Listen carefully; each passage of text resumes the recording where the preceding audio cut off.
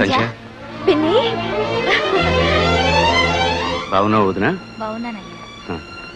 ప్రయాణం బాగా జరిగిందా అన్నయ్య? నా పిండాకుడు ప్రయాణం ముష్టివధం 3 గంటలు ఆలస్యంగా తెచ్చిచ్చాడు. సుధా కులాసానమ్మా? కులాసానే అక్కయ్య. లేట్ అయినందుకు బావగారు కోపంగా ఉన్నారా? పుట్టి దుందుడుకు మనిషమ్మా. ఆ విమానం నడిపేవాడిని ఈయనేదో తిట్టారు.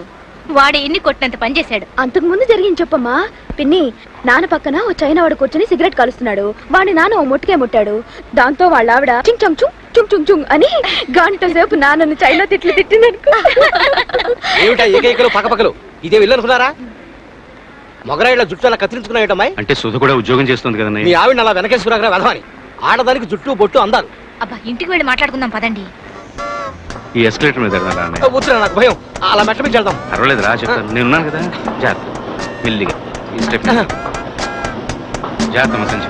అలాగే అమ్మా, నువ్వు జాగ్రత్త.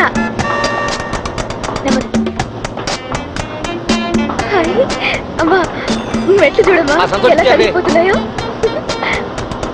మెల్లిగా జాగ్రత్త, మంచి జాగ్రత్త, మెల్లిగా. విమానంలో 26 గంటల ప్రయాణం చేసేసరికి కాళ్ళు కదువులు కట్టేసేరా. దానికి తోడు సరైన తిండి లేదు. కుంకలు రొట్టె మొక్కలు వెన్న ముద్దలో పెట్టే బదులు ఇంత ఆవకాయ అన్నం పెట్టచ్చు కదా. నోరు సవి చచ్చిపోయింది. ముందు ఇంటికి వెళ్ళగానే ఇంత ఉసిరికాయ పచ్చడి నాలుగు రాసుకోవాలి. సామాన్లు వచ్చాయా? 1 2 3 4 5 6 7 8 మరచెంబుతో సహా 9. ఒరే రామం, సామాన్లు ఎక్కువగా ఉన్నాయి. 4 రిక్షాలు పిలువు. ఇక్కడ రిక్షాలు జట్కాలు ఉండవన్నయ్య. నా కారు తెచ్చాను, ఇక్కడే ఉండండి, తీసుకొస్తాను.